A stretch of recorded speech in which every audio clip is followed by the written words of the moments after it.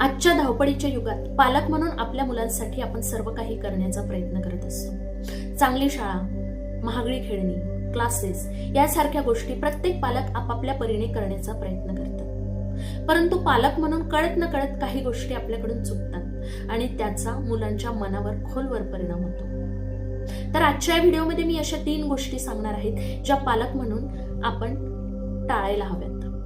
पहिली गोष्ट, मुलांची सतत दुसऱ्यांबरोबर तुलना करणे. कळत न कळत आपण असे वाक्य बोलतो, तो बघ किती छान बोलतोय, तो बघ किती छान खेळतोय, त्याला बघ किती छान मार्क्स पडले.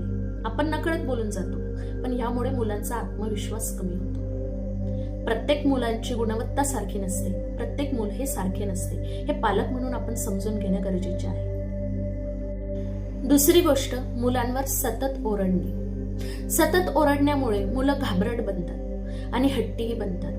मग एका पॉइंटला आपण ज्या गोष्टी त्यांना समजून सांगण्याचा प्रयत्न करतो ते सुद्धा ते समजून घेत नाही. म्हणून त्यांच्यावर सतत ओरडण्यापेक्षा त्यांना प्रेमाने समजून सांगणे फायदेशीर असते.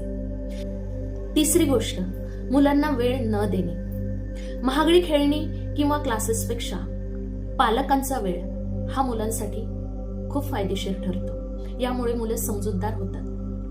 पालक आणि मुलांमध्ये असणाऱ्या संवादामुळे मुलांचा आत्मविश्वास हा द्विगुणित होतो. लक्षात ठेवा, परफेक्ट पालक होण्यापेक्षा समजून घेणारे पालक होणं जास्त महत्वाचं आहे. तुमचं मत काय आहे कमेंटमध्ये नक्की सांगा. तुमच्याही मनात अशाच प्रकारचे काही प्रश्न असतील आणि तुमच्या मनात अशाच प्रकारचा काही गोंधळ असेल तर कमेंटमध्ये नक्की विचारा. शंकेचे निरसन नक्की करूया आणि पेजला फॉलो करा.